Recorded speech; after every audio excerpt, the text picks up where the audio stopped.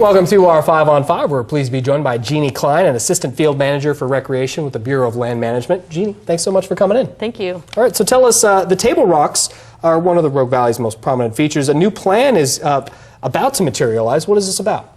So the new plan is looking at how we are going to manage table rocks in the future. And we, as the Bureau of Land Management and the Nature Conservancy, own land on top and around table rocks. So we are looking at future management of the table rocks, of both the natural resource and access for the public. Okay, and why now? Well, what's so special right now? Well, the table rocks has been, as you said, it's a very dominant feature in the landscape. Sure. It's very close to Medford. It gets a lot of use every year. Our use has increased over 300% since the 80s. Wow. Use being hiking mainly.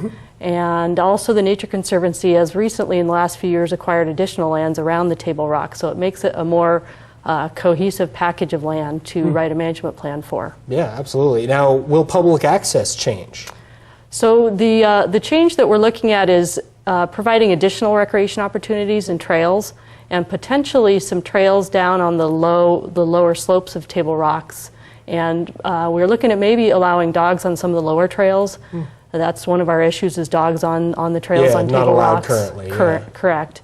So we are looking at providing more recreation opportunities, so more opportunities for hiking, and potentially allowing dogs in some areas on table rocks. Now, are we talking about the top of the table rocks? I mean, you mentioned a little bit about the trails around, but is generally speaking just around? Is that?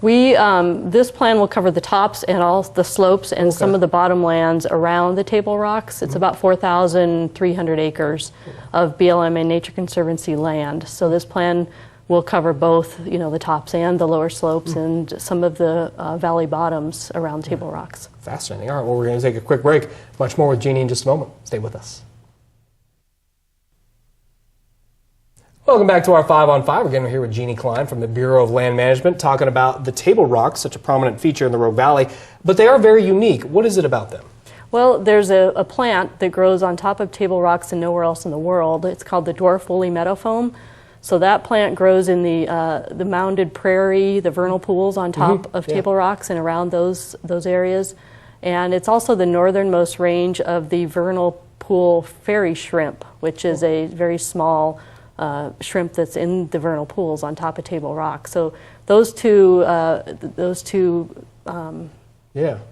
You can't find those many other places. No. Okay. All right. Now, Native Americans are being included in this partnership. What kind of contributions can be expected in the plan's final operation? So we have, right now we have a memorandum of understanding with the Cow Creek Band of the Umpqua Tribe of Indians, and we also have a memorandum of understanding with the Grand Ronde, the Confederated Tribes of the Grand Ronde. So they both have expressed interest, and this is some of their tribal ancestry lands, interest in helping us with the management of the table rocks. So reintroducing wildfire, prescribed fire, and using the area for some of their traditional uses. Yeah, okay. And speaking of the Native Americans, this area is full of history. Now, are there going to be interpretive centers? I know you guys have something at Lower Table Rock. What can we expect in the future? Yeah, we are looking at doing an interpretive plan that would provide a coordinated message for both the prehistory, the Native American history of the area, because it's very,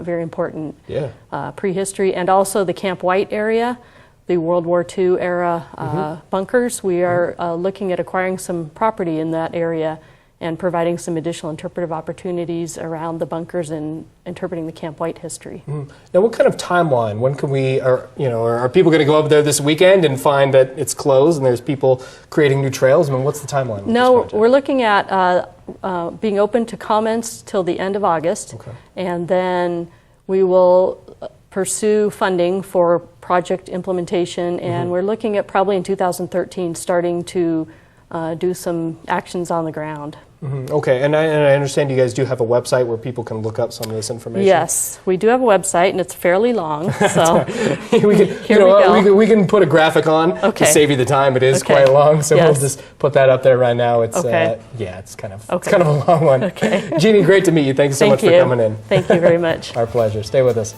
We'll be right back.